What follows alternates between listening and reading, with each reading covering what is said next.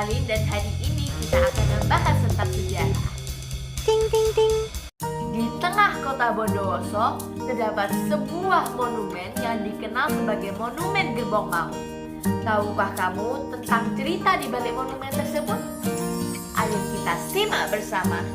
Untuk mendapat sumber yang valid, saya mencari di Perpustakaan Bondowoso. Ini bukunya guys, Sejarah dan Budaya Bondowoso, karya Bapak Dr. Haji Masud MSI. Dan inilah kisahnya.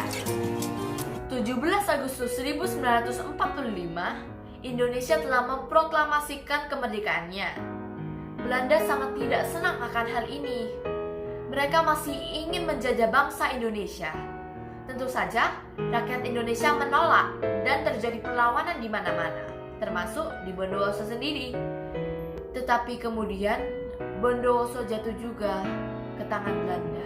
Setelah menguasai Bondowoso, Belanda melakukan penangkapan besar-besaran terhadap para pejuang dan rakyat yang membantu para pejuang. Karena hal itu, penjara Bondowoso seketika menjadi penuh dengan total 637 orang tahanan. Belanda memutuskan memindahkan tahanan ke penjara Surabaya dengan sarana kereta api. Setiap tahap pemindahan mengangkut 100 orang. Tahap pemindahan 1 dan 2 berjalan dengan lancar karena gerbong yang mereka naiki berventilasi sekitar 10-15 cm serta mereka mendapat makanan dan minuman dari rakyat dari setiap stasiun yang mereka kunjungi. Sedangkan pemindahan tahap ketiga, gerbong tertutup rapat, rakyat dilarang untuk mendekati gerbong yang menyebabkan tahanan menderita kelaparan, kehausan, dan kekurangan oksigen. Inilah yang dikenal sebagai peristiwa Gerbong Maut. Peristiwa dimulai saat 23 November 1947. Jam 4, mereka dipaksa bangun dan berkumpul di depan penjara. Rincian tahanan adalah sebagai berikut: 20 rakyat desa, 30 kelaksanan rakyat dan gerakan bawah tanah, 30 tentara rakyat Indonesia, serta 20 polisi rakyat. Tawanan dipaksa masuk ke dalam gerbong tanpa diberi sarapan. 32 orang masuk ke gerbong pertama dengan nomor GR5769, sedangkan 30 orang masuk ke gerbong kedua dengan nomor GR4416. Sisanya masuk ke gerbong ketiga dengan nomor GR10152. Jam 7.30, kereta berangkat dari Bondowoso menuju Surabaya. Belum sampai 30 menit mereka berangkat, salah satu tahanan mulai berteriak kepanasan dan menggedor-gedor pintu gerbong, diikuti dengan tahanan-tahanan lain. Mereka dibalas dengan bentakan keras dari tentara-tentara Belanda. Sampainya di stasiun Kalisat, mereka harus berhenti selama 2 jam untuk menunggu kereta dari Banyuwangi. 2 jam di bawah sinar matahari. Dan karena itu adalah gerbong barang, maka atapnya terbuat dari pelat baja. Bayangkan berapa panas dan menderitanya mereka. Jam 10.30, kereta melanjutkan perjalanan. Di bawah sinar terik matahari pada siang itu, hanya satu kata yang bisa menggambarkan bagaimana suasana di dalam gerbong itu: neraka. Mendekati stasiun Jatiroto, hujan turun dengan deras. Para tahanan menjilati air hujan yang masuk dari lubang-lubang kecil di kereta. Tapi tidak demikian di gerbong ketiga. Karena itu adalah gerbong baru, tidak ada lubang-lubang kecil untuk air masuk. Siapa yang mengetahui gerbong paling baru adalah gerbong yang paling menyiksa.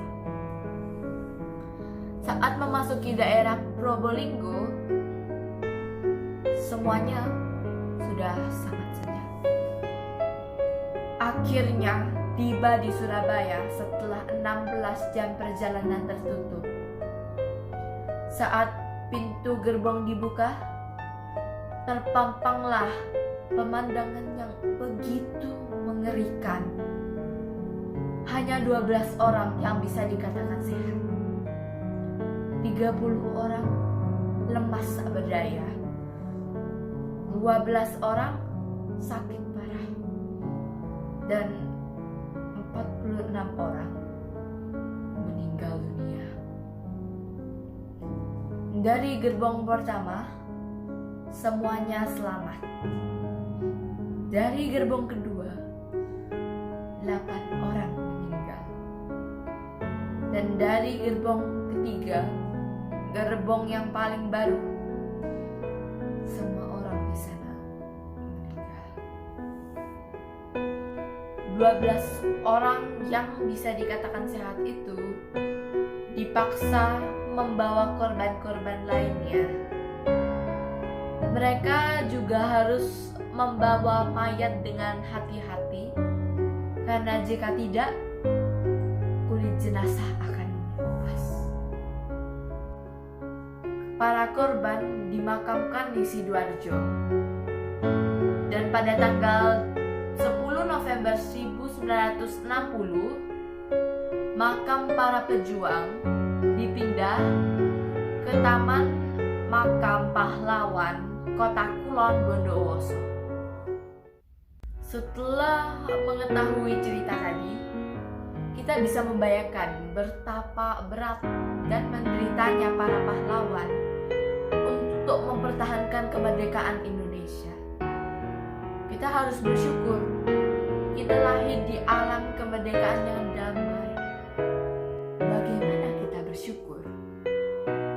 Kita sebagai generasi penerus bangsa harus selalu berjuang agar bangsa Indonesia bisa menjadi bangsa yang besar dan maju. Serta kita bisa menciptakan dunia yang lebih baik, lebih indah untuk generasi-generasi selanjutnya.